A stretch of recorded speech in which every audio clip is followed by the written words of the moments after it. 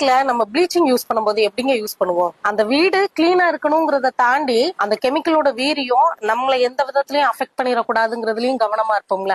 என்னென்ன safety system எல்லாம் follow பண்ணுவோம்? காலுக்கு ஸ்லிப்பர் போட்டுப்போம், நம்மளோட கைகளை பாதுகாத்துக்கிறதுக்காக முடிஞ்ச கிளவுஸ் போட்டுப்போம். இதை தாண்டி அந்த கெமிக்கலோட வீரியம் நம்மளோட கண்ணையோ மூக்கையோ வாயவோ பாதிச்சிடக்கூடாதுன்னு சொல்லி அந்த காலமா இருந்தா நான் துண்டு இல்ல கர்ச்சிஃப் யூஸ் பண்ணுவேன். நான் தான் இப்ப மாடர்ன் மம்மியாச்சு, சோ கோ டு மாஸ்க் போடுறோம். நல்லா யோசிங்க, இன்னைக்கு நீங்க உங்க பிள்ளைங்களுக்கு வாங்கி கொடுக்கக்கூடிய நாப்கின்ல இந்த ப்ளீச்சிங்கிறது பை ப்ராடக்டா தங்கிருக்கு. வீட்ல யூஸ் பண்றதுக்கு அத்தனை சேஃப்டி சிஸ்டம் ஃபாலோ பண்றீங்க. இப்போ நாப்கின்ல இருக்கக்கூடிய அந்த ப்ளீச்சிங்க்கு என்ன சேஃப்டி சிஸ்டம் நீங்க ஃபாலோ பண்றீங்கிறத கமெண்ட்ல பதிவு பண்ணுங்க.